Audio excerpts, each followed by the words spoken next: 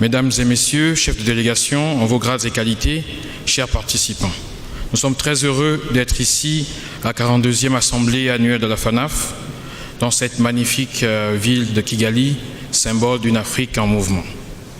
Les obligations ont tellement de pouvoir sur l'économie. Je pensais que s'il y avait une réincarnation, je reviendrais en tant que président ou pape, mais maintenant je veux revenir comme le marché obligataire pour intimider tout le monde. Ces propos sont de James Carvalli, ancien conseiller du président Bill Clinton.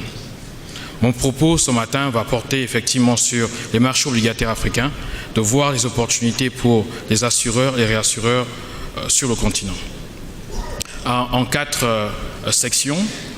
Globalement, les besoins de développement pour les objectifs de développement durable, on parle de 3 à 4 000 milliards de dollars pour l'ensemble des pays en voie de développement. Pour l'Afrique uniquement, les estimations sont faites autour de 600 milliards par an. Ces chiffres donnent le vertige et pourtant il faut trouver des solutions pour financer et lever des fonds pour ces besoins. Alors regardons un peu le niveau de la dette mondiale, pas seulement la dette obligataire mais de toutes les différentes sources et de regarder ce qu'est la dette actuellement. On va donner les chiffres de fin 2016 partant des statistiques de l'Institut de finance internationale. Fin 2016, la dette mondiale représente 325% du PIB mondial. C'est 70 000 milliards de plus qu'il y a 10 ans. La dette sur les pays développés, comme sur les pays émergents, a globalement augmenté. Donc vous voyez bien que sur les pays émergents, les pays en développement, cette dette entre 1996 et 2016 a été multipliée par 8. Ce qui est intéressant, c'est de voir que l'accélération de l'endettement dans les pays émergents et les pays en développement se fait davantage en monnaie locale. Et cela devrait vous rappeler la crise de la dette que nous avons connue au début des années 80. Donc, après les indépendances, nous sommes lancés dans des programmes de transformation de nos économies, industrialisation, développement des infrastructures, et nous avons beaucoup emprunté à l'extérieur parce que nous n'avions pas les capitaux et l'épargne nécessaires. Le marché s'est retourné fin deuxième moitié des années 70, une charge de la dette exponentielle pour nos économies, et nous sommes rentrés pendant 2 décennies dans des programmes d'ajustement structurel. Cette fois-ci, nous voyons que davantage cet endettement se fait en monnaie locale à travers les différents pays en développement. Alors ici, je vous donne un peu un indice qui est préparé par Standard Bank qui vous montre l'évolution des spreads sur les eurobonds africains. Alors, je m'explique, c'est la prime de risque qu'un investisseur va avoir sur un eurobond des marchés africains, des pays africains, vis-à-vis de l'actif sans risque de référence qui est le bond des États-Unis, ici pour ce cas le bond à 10 ans. Lorsque vous regardez, bien sûr c'est une moyenne et vous avez des situations différentes entre les pays. Des spreads très élevés, des primes très élevées juste après la crise financière de 2007, vous voyez que toutes les politiques accommodantes des grandes banques centrales, notamment la Fed, a permis de ramener ces niveaux de spread en injectant beaucoup de liquidités sur les marchés à travers depuis 2010 sur toutes ces années. Mais lorsque vous regardez sur la longue période, 10 ans, 2007-2017, vous avez à peu près 240 points de base, donc 2,4% d'augmentation globale des coûts, du renchérissement des coûts de nos emprunts à l'extérieur. Monsieur le président du PDG de Bloomfield en a parlé. Ici, puisque c'est toujours une moyenne, vous avez certains pays qui sont passés à 7, 8, 9% au-dessus des taux américains. Et là, vous avez aussi des pays qui ont emprunté à des taux plus convenables, mais qui étaient notés investment grade. Et qui est l'objectif, effectivement, de beaucoup de pays d'atteindre ce niveau de rating. Alors, le marché obligataire dans tout ça. Vous voyez que nous avons 600 milliards à trouver chaque année pour l'ensemble de l'Afrique. Sur la colonne de droite, vous avez les besoins de l'économie réelle. Et puis, de l'autre côté, au milieu, vous avez le marché obligataire et vous avez différents acteurs. C'est exactement quand vous décidez de construire un bâtiment, une maison, vous appelez un architecte, vous discutez, vous concevez ce que vous allez faire. C'est la même chose pour l'économie. Vous avez ici tous nos objectifs, plan de transformation, émergence, plan de développement. C'est la colonne de droite. C'est ce que nous voulons atteindre. Alors qu'est-ce qu'on conçoit comme système financier pour financer les besoins que nous avons? Le président a dit hier qu'une vision sans action est un rêve, en reprenant le président Mandela. C'est la même chose avec l'économie. Si on a un plan de transformation, de développement, sans le système financier construit pour cela, c'est un rêve, parce qu'on ne va pas arriver à le financer. Dans la vie réelle, si vous avez besoin de l'assistance de votre meilleur ami pour manger, pour faire vos projets, ce ne se passera jamais quand vous voulez et au taux que vous voulez. Et c'est la même chose avec le marché. Un cas intéressant à regarder pour comprendre comment les marchés se construisent, c'est revenir il y a quelques siècles avec Alexander Hamilton. Après la guerre d'indépendance, vous voyez les États-Unis qui se lancent dans leur transformation avec un rapport sur les manufactures qu'ils présentent, qui est une stratégie d'industrialisation. Ensuite, les deux rapports, un rapport sur le crédit et un rapport qu'on appelle sur la Banque nationale des États-Unis, mais qui est un deuxième rapport sur le crédit. Ces deux rapports vous construisent, vous montrent comment les États-Unis veulent construire leur système financier pour pouvoir atteindre l'objectif de transformation économique visé. Nous avons échoué à la fin des années 70, début des années 80, parce que nous n'avions pas cette partie. Maintenant, nous sommes dans de nouveaux plans. Qu'est-ce que nous faisons pour construire ces deux segments, le marché et aussi les acteurs? Les différents acteurs que nous avons mis de ce côté, les banques. Nous voulons atteindre certains objectifs. Quel système bancaire nous faut-il? Quelle est la taille du marché bancaire qu'il nous faut pour nous accompagner pour atteindre cet objectif? Le marché de l'assurance. Hier, un intervenant a dit on a 1% depuis longtemps. Quel est l'objectif en chiffres que nous voulons atteindre avec le marché des assurances? Et quels sont les instruments que nous donnons pour vérifier que nous sommes en train d'aller vers cette direction? Les fonds de pension, c'est à peu près 600 milliards aujourd'hui en Afrique. L'essentiel se trouve en Afrique australe. Comment on fait pour que les caisses de retraite servent l'économie? Les fonds souverains et bien d'autres instruments. Donc comment ces acteurs-là vont contribuer via le marché obligataire? On aurait pu mettre marché financier, mais j'ai mis marché obligataire parce que tout le système financier repose sur le marché obligataire. Le marché obligataire, c'est le sous-bassement quand vous construisez votre maison. Il impacte le système bancaire, il impacte tous les segments, marché de l'immobilier, comment une économie se comporte, vous le voyez sur le marché obligataire. La crédibilité d'un État, vous le voyez sur le marché obligataire. Par les taux, et comment aussi les intervenants vont intervenir sur différents segments, sur le très court terme, sur le moyen terme et sur le long terme. C'est l'actif sans risque qui vous permet de pricer tous les autres actifs sur le marché. Donc cela est un point central et on peut faire 1 heure dessus pour discuter de toutes les interactions du marché obligataire avec le reste de l'économie. C'est pourquoi James Carvilla dit qu'il voudrait revenir comme le marché obligataire pour intimider tout le monde. Parce que c'est ce segment du marché qui impacte tous les autres acteurs de l'économie. Alors, quelle est la structure des marchés africains? Nous avons à peu près, fin 2016, 368 milliards de dollars d'encours. Nous avons plus de 200 milliards de dollars de titres émis, marché domestique, à fin 2016. Mais il faut rappeler qu'en 2000, nous n'avions que 28 milliards de dollars. Donc nous avons beaucoup progressé en marché domestique.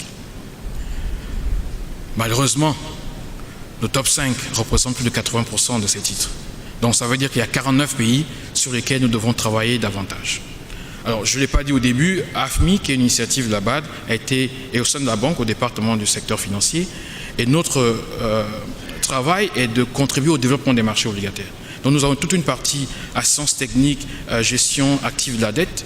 Et puis nous avons aussi l'autre volet où nous créons des produits pour des investissements. Donc voilà un peu les gros marchés, le top 5 qui représente plus de 80% des titres, de l'encours des marchés en Afrique. Lorsqu'on regarde la structure même de ces titres émis, nous sommes à plus de 73% sur des bons du Trésor, donc des titres à moins d'1 an ou plus d'1 an. Et en 2000, nous étions à plus de 94% sur ce type d'actifs. Ça veut dire quoi? Ça veut dire que nos États, lorsqu'ils vont sur les marchés locaux, c'est essentiellement pour le budget de fonctionnement. Ce n'est pas pour le budget d'investissement. C'est cela qu'on voit ici. Donc tout le travail des agences comme UEMOA Titres et d'autres partenaires, c'est de contribuer à aider à allonger la courbe des taux et à rendre le marché plus dynamique. Nous le faisons au niveau du continent. Dans la zone UEMOA, nous travaillons avec eux pour que cela soit quelque chose qu'on peut voir réaliser assez rapidement. Nous avons travaillé avec le Maroc et d'autres pays et nous voyons qu'il y a déjà beaucoup de progrès dans ces pays-là. Alors, ce tableau, c'est pour montrer un peu les progrès. Alors, le bid-ask sur les titres, un peu, c'est la prime entre l'offre d'achat et de vente. Il y a quelques années, nous étions autour de 200-300 points de base. Donc, c'était cher. Aujourd'hui, ces niveaux, ces écarts sont très faibles. Ça veut dire que la liquidité, elle est là. C'est comme ça qu'on mesure la liquidité. Vous voyez le bid-ask entre les titres. Et regardez bien les marchés que j'ai cités ici. Ce sont des marchés, il n'y a pas de pays de la zone francophone. Ça montre que voilà les marchés qui sont le plus avancés. Et donc, il faut un travail au niveau des pays de la zone CEMAC et UEMOA. Vous avez la même chose sur le FX, donc le change. Vous voyez aussi que le bid-ask aussi est assez rétréci, ce qui est intéressant.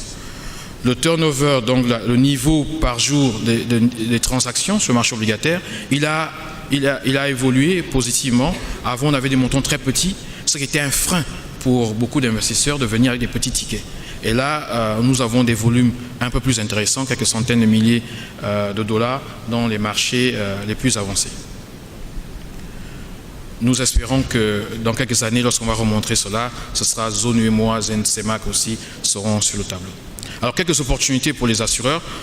Regardons un peu ce qui se passe à l'international. Monsieur Diouf l'a dit ce matin, tout ce qui est en bleu, que ce soit aux États-Unis, en Asie orientale, en Europe, tout ce qui est en bleu, ce sont les marchés obligataires. Le placement naturel des assureurs et des réassureurs sur le marché obligataire. Vous l'avez en bleu ici, à l'international. Et ici, vous avez à peu près la taille un peu des marchés obligataires vis-à-vis des actifs qui sont dans le marché des assurances. Vous voyez au Japon, en Corée, les États-Unis aussi, la taille du marché des assurances qui est déjà énorme, mais est plus petite que la taille du marché obligataire. Le marché obligataire peut l'absorber. Et vous avez dans certains pays d'Europe, la majorité, vous avez le nombre d'actifs du marché des assurances qui dépasse ce qui est présent sur le marché obligataire. Et il y a différentes études qui montrent que les pays qui ont des marchés obligataires plus développés, lorsqu'il y a une crise financière, se réajustent plus rapidement. Vous avez le même phénomène en Afrique. Vous avez des marchés où le total des actifs du marché des assurances dépasse le marché obligataire. Et la grande majorité des pays, vous avez le nombre d'actifs du marché d'assurance qui reste assez faible par rapport au gros volume des marchés obligataires. Alors ici, c'est intéressant. Ce matin, M. Diouf en a parlé en disant on voit une croissance en Afrique, on parle des dividendes démographiques, mais on voit que les primes baissent. Alors, on va revenir un peu rapidement sur le dividende démographique. C'est une analyse ex post de deux professeurs de Harvard, Bloom et Canine, qui analysent ce qui s'est passé lors de la transformation des pays asiatiques, le miracle asiatique. Et ils voient qu'en dehors des politiques volontaristes, il y avait un aspect, une structure de leur population qui avait aidé cela. Il y avait plus d'actifs, de jeunes actifs, que de personnes dépendantes, donc jusqu'à 15-20 ans et au-delà de 64 ans. Cette population-là était inférieure aux jeunes actifs. Et nous allons avoir cela parce que nous allons passer à 2,5 milliards en 2050, ensuite à 4 milliards à la fin de ce siècle. Jusque-là, tout va bien. Mais même si nous avons plus de jeunes actifs, s'ils ne travaillent pas, on n'aura pas les primes qui vont augmenter aussi vite que ce que nous sommes en train de voir au niveau de la croissance. Donc il faut que ces jeunes travaillent. Donc le défi, en fait, c'est celui de la croissance. Permettre que cette croissance soit inclusive et que le secteur du métier de l'assurance grossisse en même temps que la performance économique des différents États. Alors, quelques défis dans la zone CIMA, FANAF, certains ont été rappelés ce matin. On a la possibilité d'aller jusqu'à 50%, on est autour de 15-18% sur les émissions. Donc il y a un travail à faire ici. Il y a la question des maturités. Les assureurs veulent des papiers de 7 ans et plus. Il y a très peu de papiers de ce niveau-là. Donc c'est un lien avec toute la gestion de la dette, toute l'organisation de la politique d'endettement et de la construction du marché dans les pays. Il y a toutes les questions liées aux investissements transfrontaliers, fiscalité, politique de change, et bien sûr peu de véhicules qui permettent d'avoir plusieurs produits. Et bien sûr la question de la couverture des risques de change. Donc voilà les questions qui émanent un peu de l'échange avec la CIMA au mois d'octobre. Nous avons recueilli un peu les points soulevés par les compagnies d'assurance. Alors, la banque, en tant que premier partenaire financier et technique des États, a vu ce gap et s'est dit, bon, on va monter un produit qui va permettre aux États de trouver, et aux compagnies d'assurance de trouver un instrument qui leur permet de financer l'économie réelle via les marchés. Alors, lorsque vous regardez les taux de croissance, les anticipations, vous voyez que les pays africains, c'est là où ça va se passer. Et c'est là où ça se passe actuellement, parce qu'en termes de croissance, nous avons des prévisions beaucoup plus intéressantes. Il faut noter que les évaluations de nos comptes publics montrent qu'on a une sous-évaluation de nos PIB d'environ 20%. Certains pays ont commencé à rattraper, mais le niveau de croissance que nous voyons ici sont un peu minorés par rapport à la réalité. Donc, dans l'avenir, nous devrons voir ces taux de croissance continuer si le travail de nos États va dans la même direction, et on devrait voir les compagnies d'assurance croître aussi leur business. Alors, je vais revenir assez rapidement.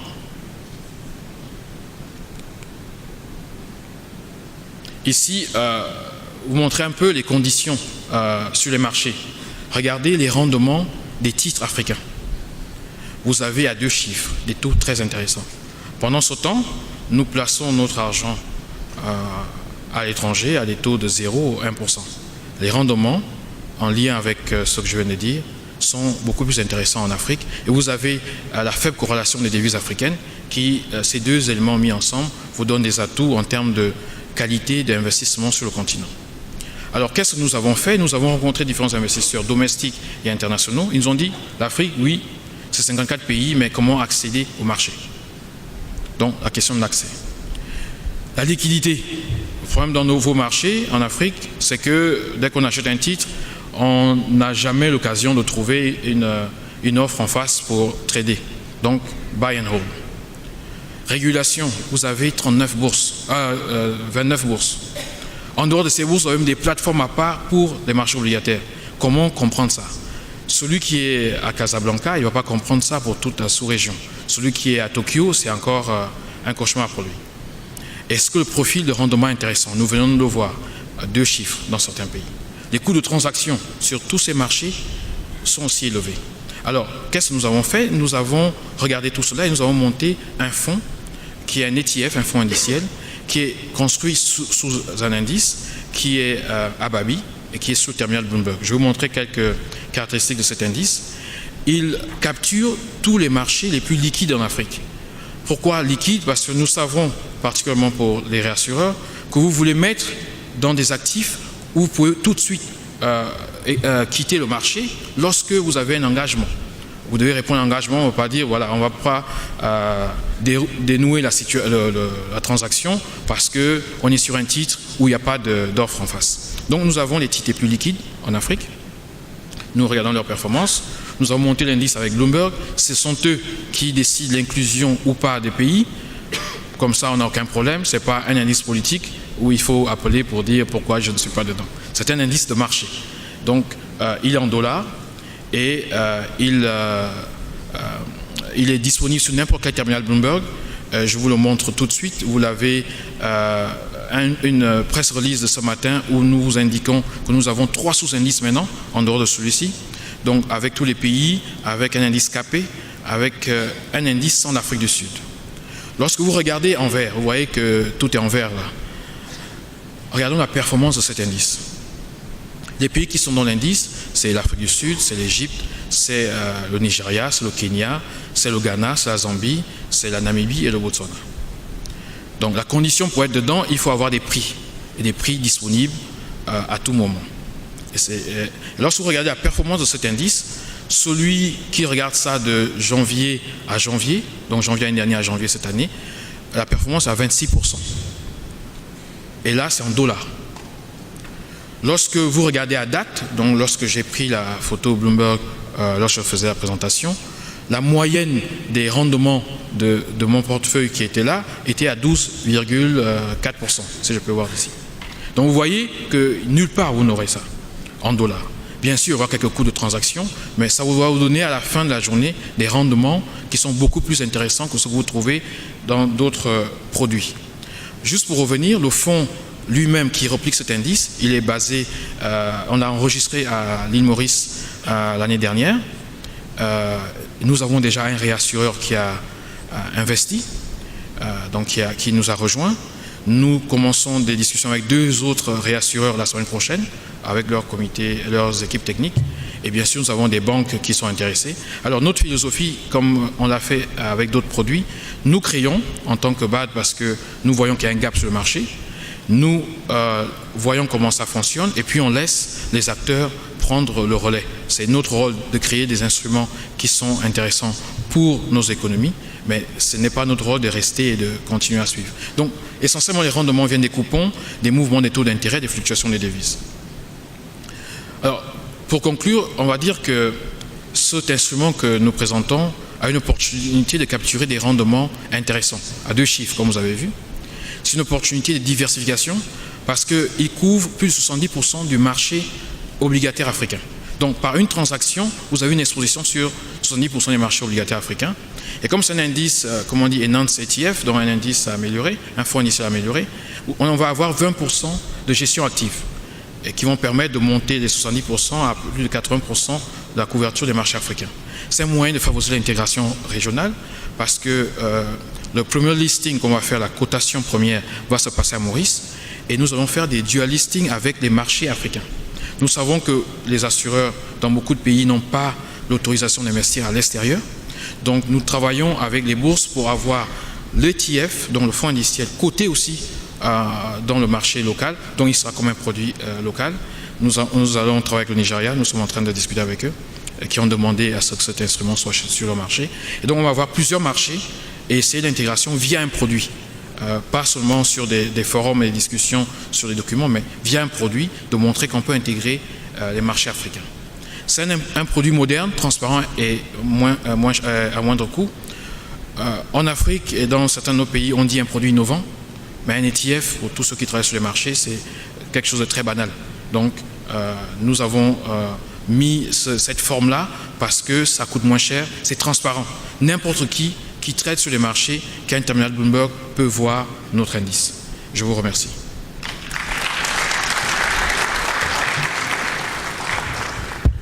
Dans le prolongement, je crois, Humanité devait vous compléter, mais on a pris beaucoup de temps.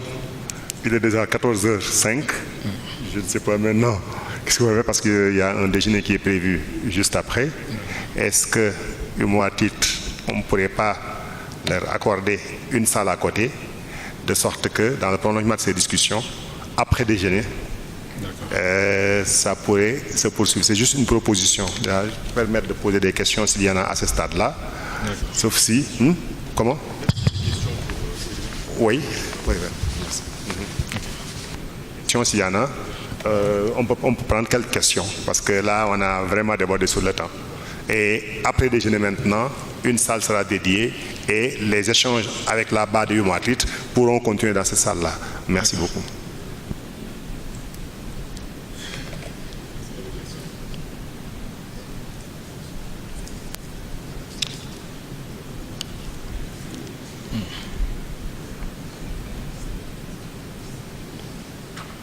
Micro là. Les micros.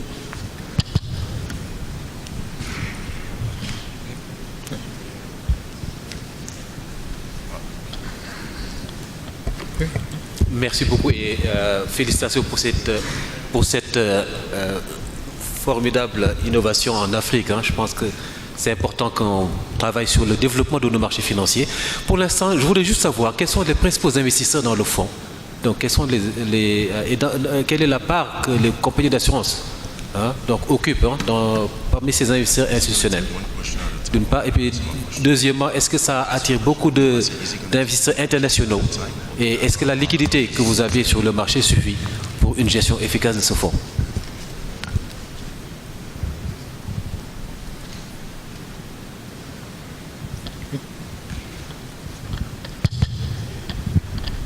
Merci M. Mbeng pour la présentation. Ma question s'articule sur 2 points.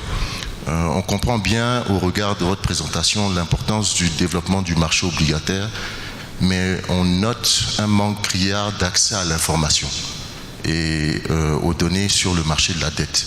Donc qu'est-ce qui peut être fait pour pallier à ce problème? Et le deuxième point, c'est sur le développement des marchés obligataires. Est-ce que quelque chose peut être fait au niveau de la courbe des taux? Un exemple peut-être ce serait de rallonger la maturité des titres obligataires, passer au-delà de 7 ans ou aller plutôt à 10-20 ans. Je pense que ça pourrait plus intéresser les compagnies d'assurance et de réassurance. Merci. Merci.